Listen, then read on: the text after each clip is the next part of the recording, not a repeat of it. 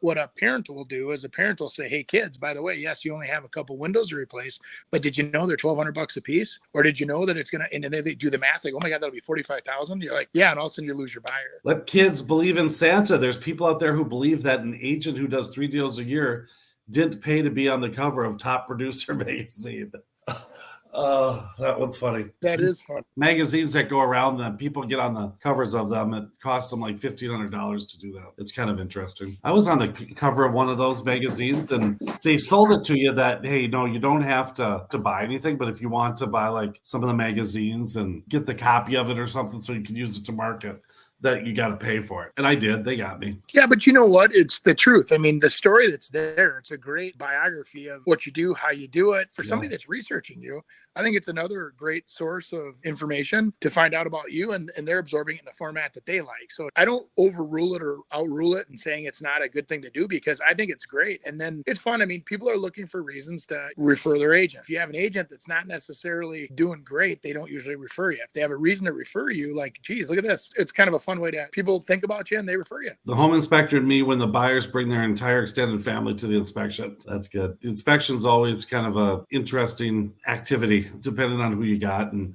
I think from an agent standpoint, you just have to prepare your buyer for what it is. And so if it's an existing house that's 25 years old, there's going to be stuff wrong with it. It's not going to be perfect. And you didn't buy a perfect house. But ultimately, they make the decision. They get to decide. And in our real estate world, advantage buyer, because the buyer has advantage the whole time that inspection contingency is going. They can ask for anything they want. The seller can say, no, forget it. I don't want to sell it to you. You're so mean. They can say, oh, just kidding. We'll take it anyways. So yeah. Exactly. I think that what we fear a lot of times is like when you see a young buyer come out, and I would say it's the dad or the parent factor, right? Where they come out there and they look at the windows, they look at the roof, they look at the furnace, they look at, the big ticket items that need to be replaced or fixed. And a lot of times those opinions, of course, as a selling agent, you don't want that because you're hoping somebody comes in there and says, hey, we can fix those later. What a parent will do is a parent will say, hey, kids, by the way, yes, you only have a couple windows to replace, but did you know they're $1,200 a piece? Or did you know that it's going to, and then they do the math, like, oh my God, that'll be 45,000. You're like, yeah, and all of a sudden you lose your buyer. I think that's where I fear having the whole family come with. I mean, it's good for them to know what they're getting into, but we should have let them know ahead of time what that means, because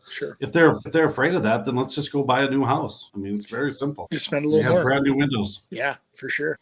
Me getting ready for an open house knowing there's people out there making 6 figures a year selling pictures of their feet. Stupid. That's a funny thing our team has talked about a couple of times. They have a couple different memes like that say, how can people make a living doing this? Or how can somebody make it? We should do that instead. This is way easier.